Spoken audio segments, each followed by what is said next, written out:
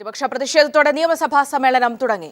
മന്ത്രി ബാബുവിന്റെ രാജി ആവശ്യപ്പെട്ട പ്ലക്കാർഡുകൾ ഉയർത്തി പ്രതിപക്ഷം സഭയിൽ പ്രതിഷേധിച്ചു. കൂടുതൽ വിവരങ്ങളുമായി ഷീജ ചേർന്നുണ്ട്. ഷീജ, നേരത്തെ അറിഞ്ഞിരുന്നതുപോലെ തന്നെ സഭ ആരംഭിച്ചപ്പോൾ തന്നെ വലിയ പ്രതിഷേധമാണ് ഉയരുന്നത്. ചോദ്യോത്തരവേളയിലും ആ ഒരു പ്രതിഷേധം പ്രതിഫലിച്ചോ? വിവരങ്ങൾ. സൗമ്യ, 13ാം കേരള നിയമസഭയുടെ 15 സമ്മേളനത്തിന്റെ തുടക്കം തന്നെ പ്രതിപക്ഷ പ്രതിഷേധവുമായി തന്നെയായിരുന്നു. പ്രത്യേകിച്ചും മന്ത്രി കെ ബാബുവിനോടായിരുന്നു ആദ്യത്തെ ചോദ്യം.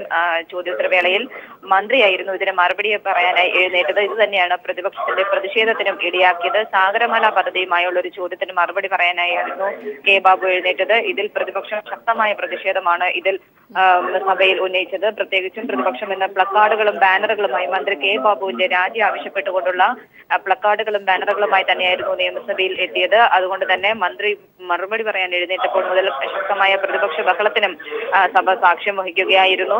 തുടർന്ന് ഇന്നിപ്പോൾ നിയമസഭയിൽ ഈ വിഷയത്തിൽ ബാർക്കോഴയുമായി ബന്ധപ്പെട്ട് കെ ബാബുവിന്റെ കേസ് സർക്കാർ അട്ടിമറിച്ചു എന്ന് ചൂണ്ടിക്കാട്ടി കോടിയേരി ബാലകൃഷ്ണൻ അടിയന്തര പ്രമേയത്തിന് നോട്ടീസ് നൽകാൻ തീരുമാനിച്ചിട്ടുണ്ട്. അതുകൊണ്ട് തന്നെ ഈ വിഷയം സഭയിൽ ചോദ്യോത്തരവേളയ്ക്ക് ശേഷം ശൂന്യവേളയിൽ ഇതിനുള്ള അവസരം പ്രതിപക്ഷത്തിന് നൽകും. അതിനു മുൻപ് ഇതിനുള്ള അവസരം നൽകാൻ യാതൊരുവിധ അധികാരവും സഭയ്ക്കില്ല എന്ന് സ്പീക്കർ അറിയിക്കുകയായിരുന്നു. ഏതായാലും ഈ വിഷയത്തിൽ ശക്തമായ പ്രതിഷേധത്തിന് തന്നെയാണ് ഇന്നിപ്പോൾ നിയമസഭ സാക്ഷ്യം വഹിക്കുക. ഇതിൽ കെ ബാബു ഇപ്പോൾ മറുപടി പറഞ്ഞ് അവസാനിപ്പിച്ചതുകൊണ്ട് പ്രതിപക്ഷത്തിന്റെ ബഹളം അല്പം ശമിച്ചിട്ടുണ്ട്. 9:30യോടുകൂടി പ്രതിപക്ഷ പ്രതിഷേധം കൂടുതൽ ശക്തമാകുമെന്നുള്ളതിൽ സംശയമില്ല. പ്രത്യേകിച്ചും ബാർക്കോഴയുമായി ബന്ധപ്പെട്ടുള്ള വിഷയം തന്നെയാണ് അടിയന്തര പ്രമേയമായും പ്രതിപക്ഷം സഭയിൽ ഉന്നയിക്കുക. കോടിയേരി ബാലകൃഷ്ണനാകും ഈ വിഷയം സഭയിൽ ഉന്നയിക്കുകയും സഭയ്ക്കകത്ത് പ്രക്ഷുബ്ധമാകുന്നതിന് പുറമെ സഭയ്ക്ക് പുറത്തും വലിയ പ്രതിഷേധത്തിന് തന്നെയാണ് LDF നേതൃത്വം നൽകുന്നത്. പ്രത്യേകിച്ചും LDFന്റെ നേതൃത്വത്തിൽ നിയമസഭയിലേക്ക് പ്രതിഷേധ മാർച്ചുണ്ട്. LDFന്റെ മാർച്ചിന് ശേഷം BJPയും ഇങ്ങോട്ടേക്ക് കെ ബാബുവിന്റെ രാജി ആവശ്യപ്പെട്ടുകൊണ്ട് മാർച്ച് നടത്തുന്നുണ്ട്. അതുകൊണ്ട് തന്നെ ബാർക്കോഴയുമായി ബന്ധപ്പെട്ടുള്ള വിഷയത്തിൽ വലിയ പ്രക്ഷുബ്ധങ്ങൾക്ക് തന്നെയാകും അല്പസമയത്തിനകം തന്നെ നിയമസഭയുടെ അകവും പുറവും സാക്ഷ്യം വഹിക്കേണ്ടി വരിക. ഇപ്പോൾ ഏതായാലും നിയമസഭയിൽ പ്രതിപക്ഷ ബഹളത്തിന് അല്പം ശമനമുണ്ടായിട്ടുണ്ട്. സൗമ്യ.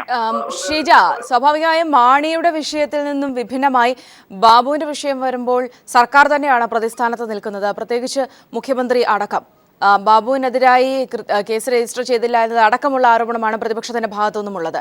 അതുകൊണ്ട് അടിയന്തര പ്രമേയ ചർച്ചയിലേക്ക് കടന്നാലും കാര്യങ്ങൾ ആ രീതിയിൽ ചർച്ച ചെയ്യപ്പെടുമോ?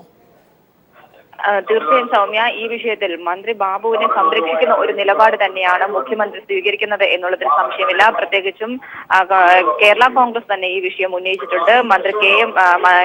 ധനമന്ത്രിയായി കെ എം മാണി ഇരുന്ന സമയത്ത് കെ എം മാണിക്ക് എന്ത് തരത്തിലുള്ള നീതിയാണോ സ്വീകരിച്ചത് ആ രീതിയിലുള്ള നിലപാടുകളല്ല ഇപ്പോൾ മന്ത്രി കെ ബാബുവിനെതിരെ സ്വീകരിക്കുന്നത്.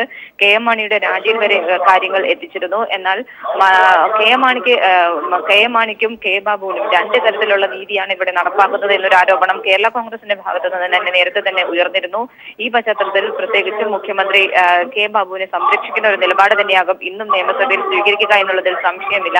അതുകൊണ്ട് തന്നെ വലിയ തോതിലുള്ള പ്രക്ഷോഭങ്ങൾക്ക് തന്നെയാകും സഭയിൽ പ്രതിപക്ഷവും ഈ ആവശ്യത്തിൽ നിന്ന് തങ്ങൾ പിന്നോട്ടില്ല എന്നുള്ളൊരു കാര്യം നേരത്തെ തന്നെ പ്രതിപക്ഷവും വ്യക്തമാക്കിയിട്ടുണ്ട്. കെ ബാബുവിനെതിരെ കേസെടുത്ത് അന്വേഷണം നടത്തണം, കെ ബാബുവിനെ മന്ത്രിസഭയിൽ നിന്ന് പുറത്താക്കണം എന്നൊരു ആവശ്യത്തിൽ നിന്നും തങ്ങൾ പിന്നോട്ടില്ല എന്നുള്ള കാര്യം പ്രതിപക്ഷവും ഒന്നടങ്കം നേരത്തെ തന്നെ വ്യക്തമാക്കിയിരുന്നു.